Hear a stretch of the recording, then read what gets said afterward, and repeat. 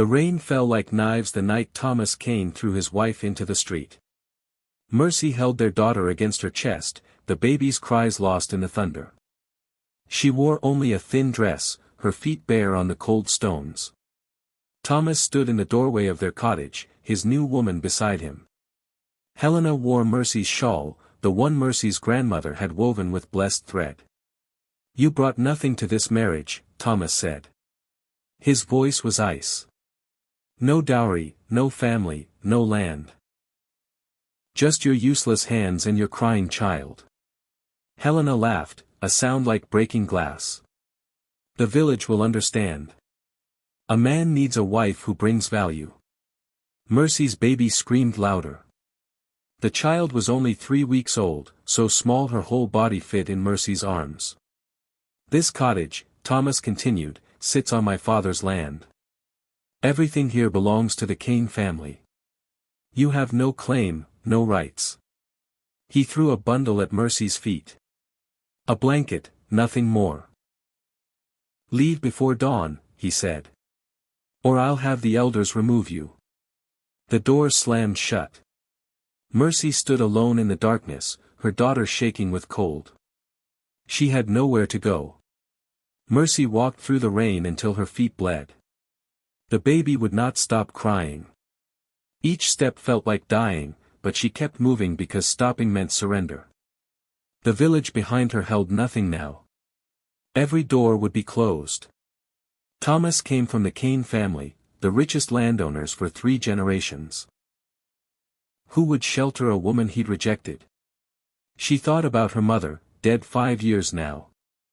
Her father, lost to fever before Mercy could walk. No siblings, no cousins who'd claimed her. She'd been alone until Thomas noticed her at the harvest festival, until he'd courted her with sweet words and promises. "I'll build you a life," he'd said. "Our children will never know hunger." Lies. All lies. Mercy reached the edge of the forest as dawn broke. Her grandmother had lived somewhere in these woods, people said. The old woman who died when Mercy was just a girl. She barely remembered her, only a wrinkled face and hands that smelled like earth. The trees seemed to lean toward her, branches forming a path. Mercy followed it, her baby finally quiet against her chest. She didn't know where the path led, but anywhere was better than the village that had watched her thrown away. The cottage appeared like a dream. Small, made of river stones with a roof of living moss. Smoke rose from the chimney though no one should live here. Mercy pushed open the door. Inside, everything was clean. A fire burned in the hearth. Bread sat on the table, still warm. A cradle waited by the window, filled with soft blankets. "Hello?" Mercy called. No answer. Just the crackling fire and her baby's soft breathing. She should have been afraid. Instead, she felt something else. Recognition, maybe. Like this place had been waiting for her. Mercy laid her daughter in the cradle. The baby sighed and slept immediately, peaceful for the first time since birth. On the table, beside the bread, lay a book. Its leather cover was worn smooth, its pages yellowed with age. Mercy opened it and saw her grandmother's handwriting. For Mercy, when she returns. The land remembers its daughters. What was taken will be restored. What was denied will be given. Trust the earth. It knows your name. Mercy's hands shook. She didn't understand, but something in her chest loosened. She ate the bread. It tasted like hope. Outside, the forest hummed with ancient promises. Mercy woke to sunlight and her daughter's laughter. The baby was looking at the window where a bird perched, singing. The cottage felt different in daylight. Larger somehow, though that made no sense. She found clothes in the wardrobe, simple dresses that fit perfectly. In the cupboard, jars of preserves and dried herbs lined the shelves. Her grandmother's book lay open on the table. New words had appeared on the page, though Mercy remembered it being blank last night. Plant the seeds. The land will provide. Behind the cottage, Mercy found a garden plot. Rich, dark soil stretched in neat rows.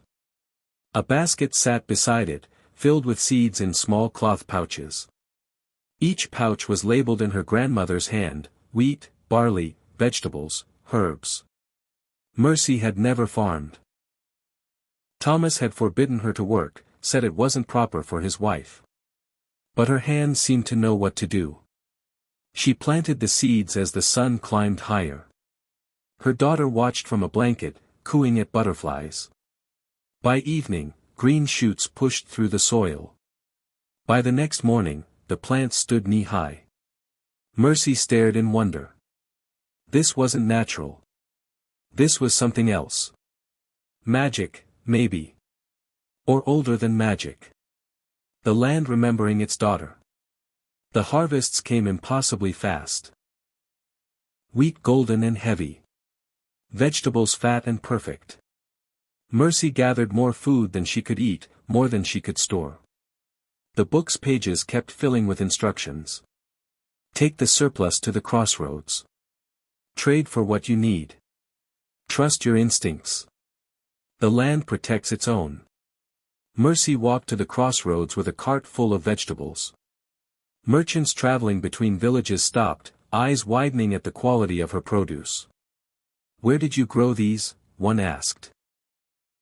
"I've never seen carrots this size." "In the forest," Mercy said simply. They paid her in silver coins. More money than she'd ever held. Word spread quickly. Travelers began seeking Mercy's crossroad stand. Her vegetables never rotted, her grain never molded. Everything she sold seemed touched by something beyond normal farming. Within a month, she had enough silver to buy proper clothes for her daughter. Within 2 months, enough to repair the cottage roof, though it never seemed to leak. Her baby grew strong and healthy. Mercy named her Grace, because that's what this life felt.